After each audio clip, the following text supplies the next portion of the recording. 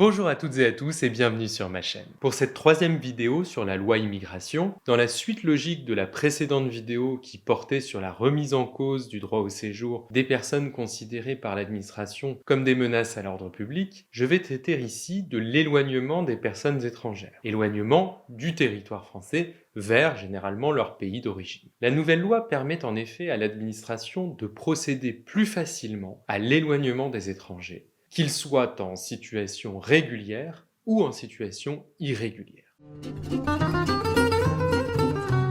Si les étrangers en situation régulière ne peuvent pas faire l'objet d'une obligation de quitter le territoire français, ils peuvent, lorsque leur comportement est considéré comme une menace grave à l'ordre public, faire l'objet de ce qu'on appelle un arrêté d'expulsion. Toutefois, certaines personnes, en raison de leurs attaches solides en France, bénéficiaient d'une protection, disons quasiment absolue, contre les arrêtés d'expulsion. Par exemple, les conjoints de Français, en tout cas après 3 ans de mariage, les parents d'enfants français mineurs qui contribuent à leur éducation et à leur entretien, ou encore les étrangers résidant régulièrement en France depuis plus de 10 ans. Toutes ces personnes ne pouvaient pas faire l'objet d'un arrêté d'expulsion, ou néanmoins, ils ne pouvaient en faire l'objet qu'en cas de ce qu'on appelait une nécessité impérieuse pour la sûreté de l'État ou la sécurité publique. C'était donc dans les cas les plus graves que cette catégorie d'étrangers pouvait être éloignée. D'autres personnes étaient encore plus protégées, puisque seule une atteinte aux intérêts fondamentaux de la nation, ou lorsque leur comportement était lié à des activités à caractère terroriste, pouvait justifier une expulsion du territoire. C'était le cas notamment des personnes résidant habituellement en France depuis l'âge de 13 ans, ou celles y résidant régulièrement depuis plus de 20 ans, ou encore des personnes atteintes de problèmes de santé nécessitant absolument de manière vitale des soins qui ne sont pas accessibles dans leur pays d'origine. On le voit, toutes ces protections contre l'éloignement du territoire s'expliquaient par le degré d'insertion dans la société française, et pour les personnes qui justifiaient de cette insertion, on voit que l'esprit de la loi était d'accorder une certaine tolérance face à des comportements fautifs qui pouvaient émailler la vie d'une personne. Désormais, quasiment toutes ces personnes pourront faire l'objet d'un arrêté d'expulsion en cas de condamnation définitive pour des crimes ou délits passibles de 3 ans ou plus d'emprisonnement, ou 5 ans pour la seconde catégorie de personnes. Les protections disparaissent également lorsque l'étranger commet des faits de violence intrafamiliale, que cela soit sur son conjoint, son enfant ou un ascendant. Idem pour des faits commis à l'encontre d'élus ou de personnes dépositaires de l'autorité publique telles que des magistrats, des enseignants ou des policiers. Vous voyez une logique où certains faits pourront conduire à l'expulsion d'un étranger, peu importe l'ancienneté de sa résidence en France, le fait qu'il soit en situation régulière ou qu'il ait toutes ses attaches en France. En tout cas, théoriquement, la préfecture pourra effectivement, légalement, se diriger vers ce type de procédure. Sans perdre de temps, le gouvernement a d'ailleurs invité les préfectures à réexaminer la situation des ressortissants étrangers qui bénéficiaient justement de ces protections, mais dont le comportement était déjà considéré comme une menace grave à l'ordre public à la lumière de ces nouvelles dispositions plus restrictives. Il faut donc s'attendre à une augmentation du nombre de procédures d'expulsion contre les étrangers pourtant en situation régulière, augmentation dans les prochains mois. Il sera essentiel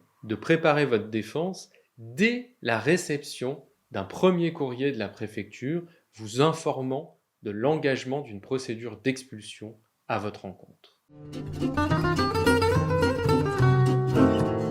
Comme vous le savez, les personnes en situation irrégulière, soit parce qu'ils n'ont pas ou plus de titre de séjour, soit parce que l'administration en a refusé le renouvellement ou prononcé le retrait, peuvent faire l'objet d'une obligation de quitter le territoire français. Néanmoins, jusqu'ici, certaines catégories de personnes, pour des raisons assez similaires à ce que nous venons de voir par rapport aux arrêtés d'expulsion, Donc certaines personnes, même en situation irrégulière, bénéficiaient d'une protection légale, c'est-à-dire par la loi, contre l'édiction de cette mesure d'OQTF, cette mesure d'obligation de quitter le territoire français. Eh bien, à l'exception des étrangers mineurs, les mineurs ne peuvent jamais faire l'objet d'une obligation de quitter le territoire français. Mais à cette exception, la nouvelle loi a purement et simplement supprimé l'ensemble de ces protections. Toutes les personnes qui étaient visées par la loi ne pouvant pas faire l'objet d'une obligation de quitter le territoire français, eh bien, toutes ces dispositions protectrices ont été effacées par le législateur. Le nombre d'obligations de quitter le territoire français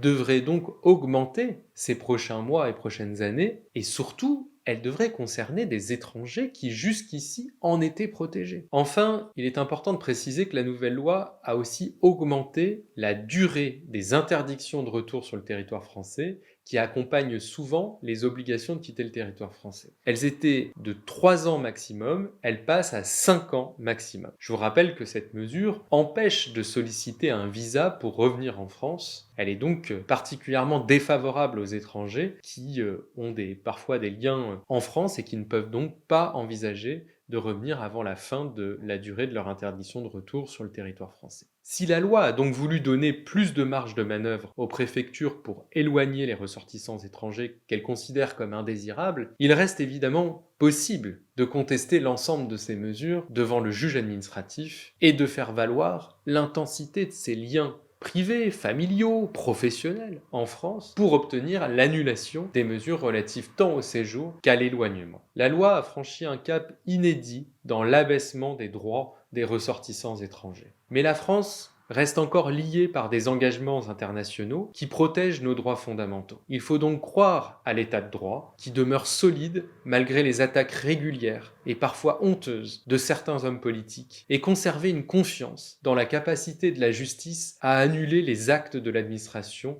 lorsqu'ils sont illégaux, lorsqu'ils sont contraires à une disposition du droit international. J'espère que cette vidéo vous sera utile. N'hésitez pas à vous abonner à ma chaîne et à poser vos questions sous la forme de commentaires sous mes vidéos.